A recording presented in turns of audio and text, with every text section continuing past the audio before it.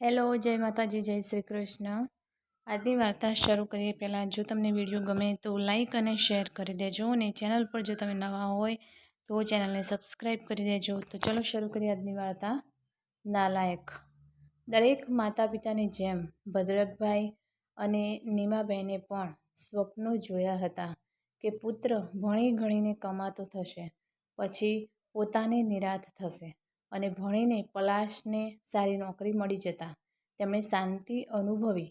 પલાશની પત્ની વન્યા સુંદરને સાથે સંસ્કારી પણ હતી.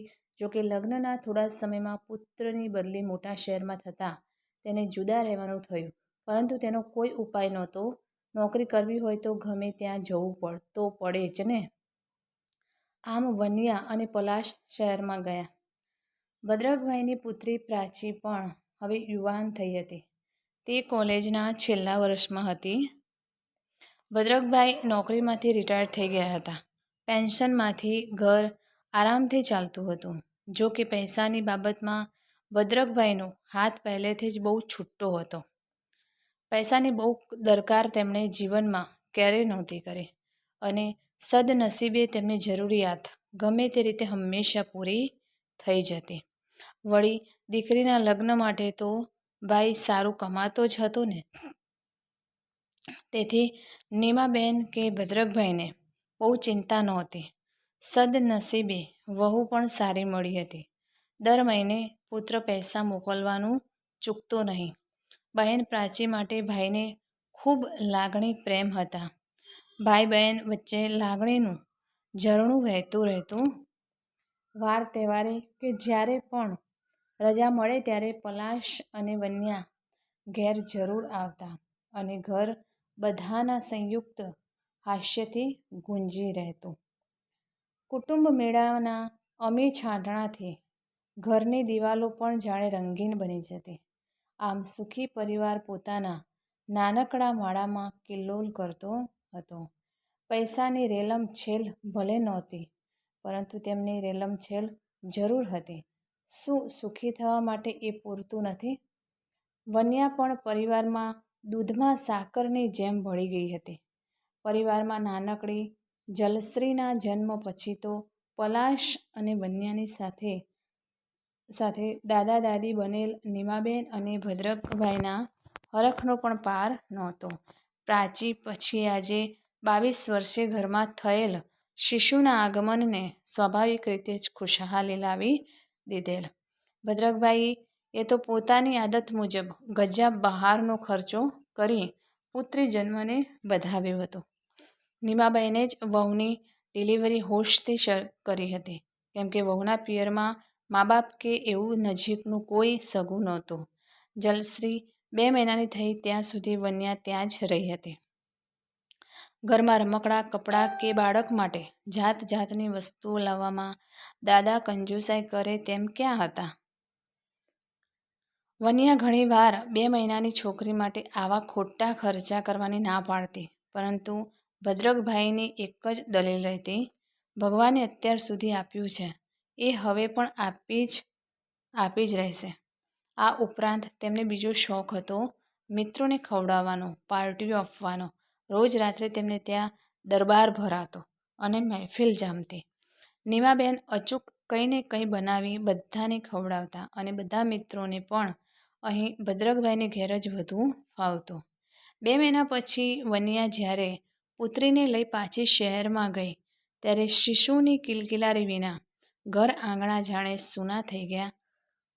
એક નાનકડું શિશુ આખા ઘરને કેવું જીવંત બનાવી દે છે.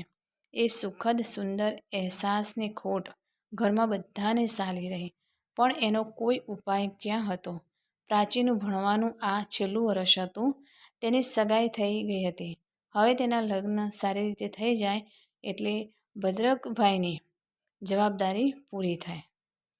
વન્યાના ગયા પછી 1-2 વાર તો હંમેશની જેમ પલાશના પૈસા આવ્યા, પરંતુ ધીમે ધીમે પૈસા આવવાના અનિયમિત થઈ ગયા અને છેવટે બંધ પણ થઈ ગયા. હવે જવાબદારી વધવાથી પહોંચી શકાતું નથી એમ પલાશનો જવાબ આવી ગયો. સ્વમાની ભદ્રકભાઈને દીકરાનો જવાબ આકરો તો લાગ્યો, પણ બીજો ઉપાય ક્યાં હતો? અંતે વહુ દીકરાએ ઘર ઘરકી કહાનીની જેમ પોત પ્રકાશ્યું જ. એમ માની માતા પિતાએ મન મનાવવું જ રહ્યું ને. બાપે તો દીકરાને નાલાયક ગણી તેની સાથે લગભગ બધો વ્યવહાર બંધ કરી દીધો. ક્યારેક પલાશ ફોન કરતો તો પણ તેઓ વાત જ ના કરતા. જે દીકરાને આટલી હોશથી ભણાવ્યો, પરણાવ્યો, પ્રેમ આપવામાં, પોતાના ગજ્જા ઉપરના ખર્ચા કરવામાં પાછું વળીને ન જોયું, તે દીકરો આજે સગવડ નથી એમ કહી દે. ભદ્રકભાઈને દીકરાનું એટલું ખરાબ લાગી ગયું કે તેની સાથે વાત કરવા પણ તૈયાર નહોતા. દીકરીના લગ્ન બાકી છે પણ વાંધો નહીં, ગમે તેની પાસેથી ઉધાર લઈશ, પરંતુ એ નાલાયક પાસે તો હવે ક્યારેય હાથ લાંબો નહીં જ કરું. એ એના મનમાં સમજે છે શું? એના પૈસા વિના બાપ ભૂખે મરશે? અમે તો ક્યારેય તેને કહ્યું નહીં કે સગવડ નથી. બાપ પર ઉપકાર કરે છે પૈસા ફેંકીને. મનોમન ભદ્રકભાઈ આવું વિચારી રહેતા. પલાશ બહેનને કે મા સાથે નિયમિત વાતો કરતો રહેતો. સગવડ થશે એટલે પૈસા મોકલશે એમ આશ્વાસન પણ આપતો રહેતો. નીમાબેન પણ મન મનાવી લીધું હતું. બીજું શું થાય? અને એક દિવસ પ્રાચીના લગ્નની તૈયારીઓ ચાલુ થઈ.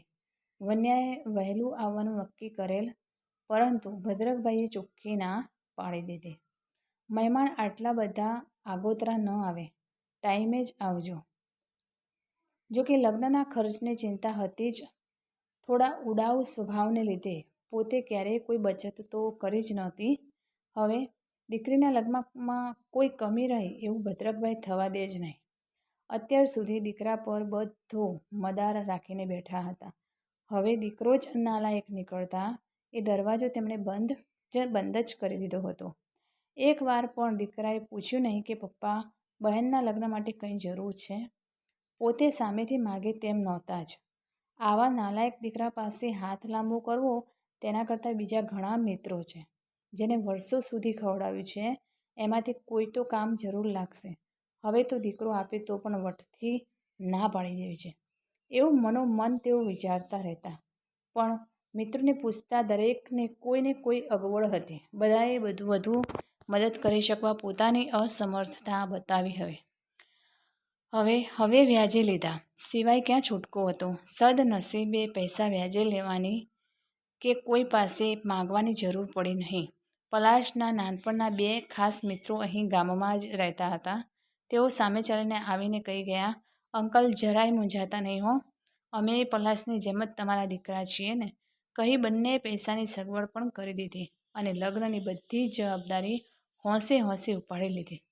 ભદ્રકભાઈને થયું, નાલાયક દીકરા કરતાં તો તેના મિત્રો સારા. લગ્નના 10 દિવસ પહેલાં દીકરો વહુ આવી ગયા. પોતે તો છેલ્લે દિવસે જ આવવાનું કહ્યું હતું. હવે બધી જવાબદારી પલાશના મિત્રોએ સરસ રીતે સંભાળી લીધી હોવાથી ભદ્રકભાઈને ભાગે બહુ ચિંતા નહોતી રહી. પૈસાની ચિંતા જરાય ન કરવાનું તેમણે કહી દીધું હતું. ભદ્રકભાઈ તો મિત્રોનો આવો પ્રેમ જોઈ ગળગળા થઈ જતા. તેમણે કહ્યું હતું કે એકવાર પ્રસંગ પૂરો થઈ જાય પછી તમારા પૈસા હું થોડા કરીને આપી દઈશ, અને આમેય અત્યારે તો પ્રસંગ સારી રીતે ઉકેલાઈ જાય તેટલું જ જોવાનું હતું ને. પલાશ આવે તો ખરો, પણ પિતાએ તો તેની સાથે કામ પૂરતી જ વાત કરવાનો સંબંધ રાખ્યો હતો. પલાશ કે વન્યાના વર્તનમાં કોઈ ફરક નહોતો દેખાતો. તેમનું વર્તન તો એકદમ સહજ હતું. આવીને વન્યાએ ઘરની બધી જવાબદારી કોઈના કયા સિવાય ઉપાડી લીધી હતી. છતાં ઘરમાં એક તંગ વાતાવરણ જરૂર હતું, ખાસ કરીને ભદ્રકભાઈના રૂક્ષ વર્તનને લીધે. તેમના અતડા રહેવાથી જાણે કંઈ જામતું નહોતું. તેઓ નાનકડી જલશ્રીને રમાડતા, બાકી આખો દિવસ મૌન બનીને કામ કરતા રહેતા. હવે હમણાં મહેમાનો આવવાના ચાલુ થઈ જશે. વાતાવરણમાં આમ ભાર રહે એ કેમ ચાલે? તે દિવસે રાત્રે બધા જાનના સ્વાગત માટે શું કરવું તેની ચર્ચા કરી રહ્યા હતા.